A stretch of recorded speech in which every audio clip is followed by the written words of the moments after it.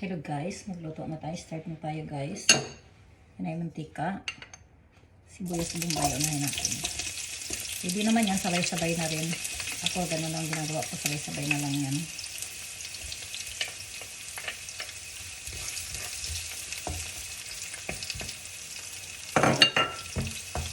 Pa-brown natin ito ng konti. Kasi yun naman talagang masarap sa ano na medyo pa-brown natin ng konti para siya ay lalabas yung amoy talaga, yung lasa ng ano, ng bawang. Kasi nagpadagdag din yan sa lasa ng ating niluluto.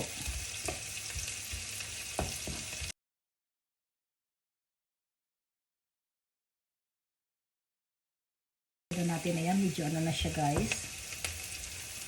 Isunod na natin itong ating karne na i-slice. Karne ng baboy. Pwede naman kung gusto nyo, lagyan nyo ng ano, ng chicken ang ilagay nyo. Okay lang din naman. Nasa inyo yun. Pero ako, garlic salt. Yung ano to yun, ano tong garlic salt yun.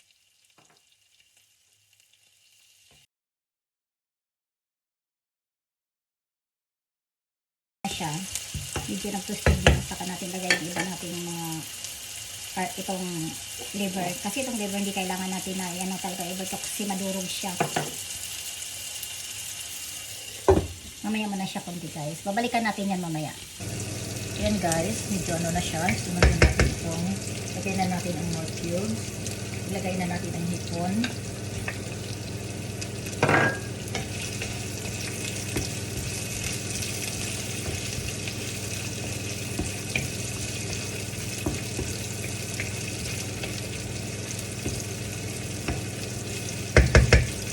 Ilagay na rin natin itong atay guys. Kasi mga gulay madali lang naman siya maluto. Lagay na natin ang atay. Pero hindi natin yan siya lagi. Haluin. Hindi ko yan siya pinutol-putol lang atay kasi pag halo-halo natin baka madurog. At least nibuo na siya. So, lagyan na natin siya ng oyster sauce. Yung oyster sauce, nasa inyo kung gano'ng karami.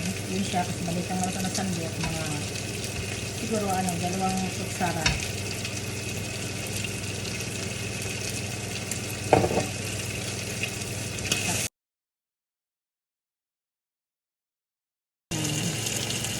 Konting tubig.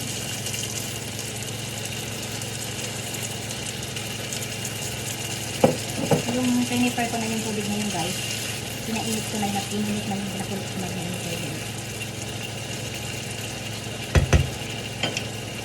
Tapos na yun, kaya madali lang naman siya maluto guys. Pwede na natin ilagay ang ating dirty pan.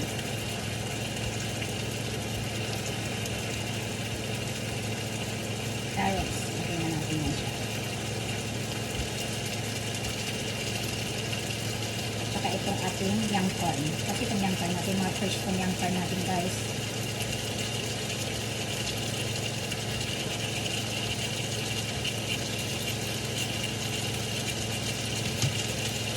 Haluin natin.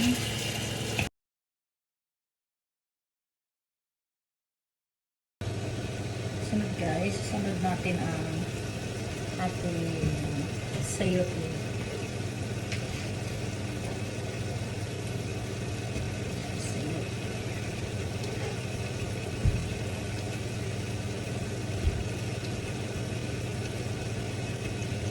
Pagkatapos, lalagyan natin ang konting patis. May isang kutsara guys, yan.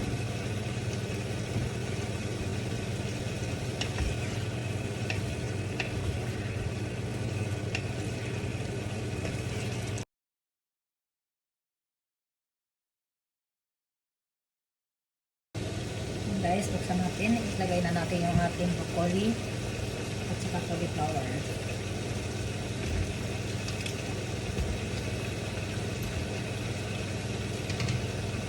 Ilagay natin ang konting garlic salt. Mix natin siya guys. Ito init tubig ko na ito na.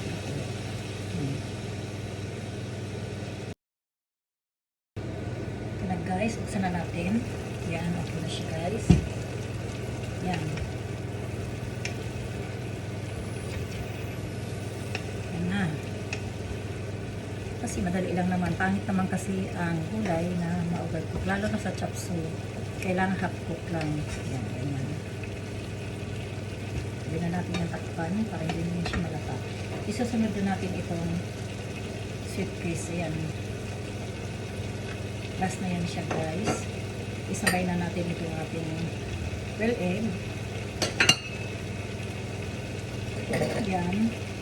At itong cornstarch, ito na yung last natin guys. Kasi hanguin na natin siya.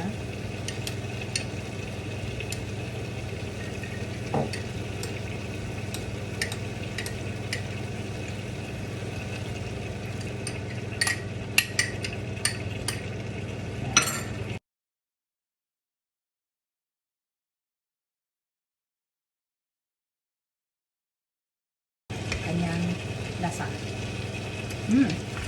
Okay. Done. Bye-bye. Hello guys, ito na yung ating finished product ng ating ginawang chop suey. And guys, beautiful. Very colorful. Yan. Yan. Sinagdan natin ng ng shrimp at saka baboy. Na guys, tapos na yan siya guys. Okay guys, let's eat.